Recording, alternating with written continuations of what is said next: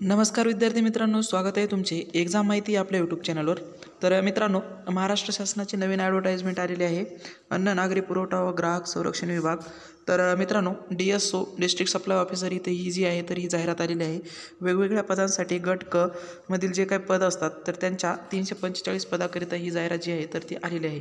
आणि इथं जर तुम्ही पाहिलं तर अंदाजे जवळपास प्रत्येक डिपार्टमेंटमध्ये इथे जागा आलेल्या आहेत. 345 पदाकरिता जी असेल तर IBPS जे की बँकिंगचे एक्झाम कंडक्ट करत असते. तर IBPS ही जी आहे तर ही एक्झाम घेणार आहे. अन्न नागरी पुरवठा ग्राहक संरक्षण विभाग घट क संवर्गातील सरळ सेवेची जी भरती आहे ती 2023ची. तर मित्रांनो, सध्या इलेक्शनचा वेळ असल्यामुळे बरेच विभागातील जाहिराती येत आहेत. ज्या विभागाची तुम्हाला माहिती नसेल तर अशा विभागाच्या जाहिराती, वेगवेगळ्या जाहिराती इथे पाहायला भेटत आहेत.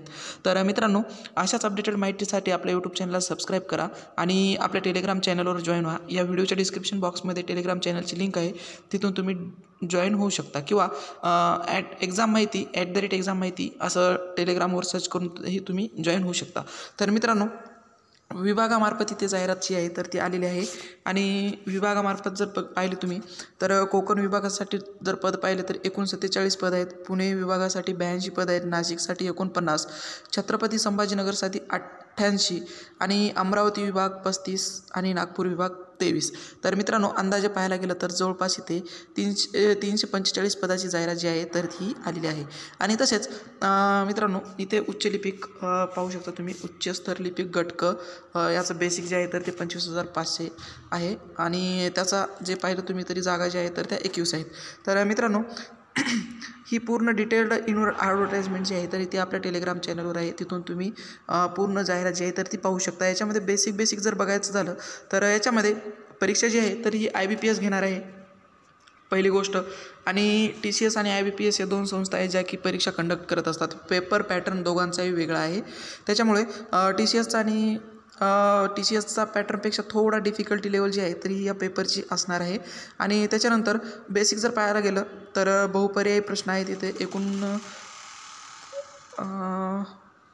एक मिनिट आपण याची डिटेल्ड माहिती बघू की नेमकं इथं जर पाहिलं तर वयोमर्यादा जसं तुम्ही पाहू शकता की तुम्ही एज किती आहे तर राखीव पदासाठी 38 वर्ष आणि मागासवर्गीयांसाठी 43 वर्ष इथे कॅटेगरीनुसार वय जे आहे तर ते आहे.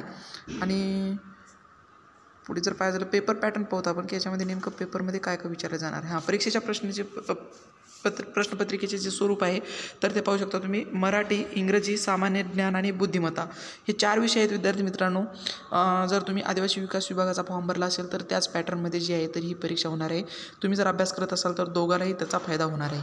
तर 200 मार्काचा जो आहे तर हा पेपर असणार आहे. 2 तास वेळ असणार आहे तुम्हाला. 120 मिनिट. 120 मिनिटमध्ये तुम्हाला जवळपास 100 क्वेश्चन सॉल्व करायचे आहेत इथे. आणि बहुपर्यायी वस्तुनिष्ठ प्रश्न आहेत इथे.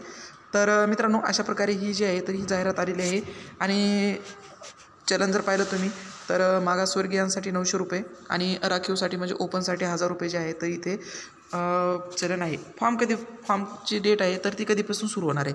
13 डिसेंबरपासून फॉर्म जे आहे तर ते सुरू झालेले आहेत. 31 डिसेंबरपर्यंत तुम्हाला फॉर्म भरायचे आहेत. 7 दिवसाच्या पहिले तुम्हाला जे आहे ते कॉल लेटर, ज्याला आपण हॉल तिकीट म्हणतो, ज्यावेळेस परीक्षा असेल त्याच्या 7 दिवस पहिले तुम्हाला हॉल तिकीट येऊन जाईल. तर मित्रांनो, परीक्षा ही प्रत्येक जिल्ह्याच्या ठिकाणी होणार आहे. त्याच्यामुळे तुमच्या जवळचा जो जिल्हा आहे तर तो तुम्ही टाकू शकता. तर मित्रांनो, अशा प्रकारे हे जे आहे तर हे अपडेट आहे.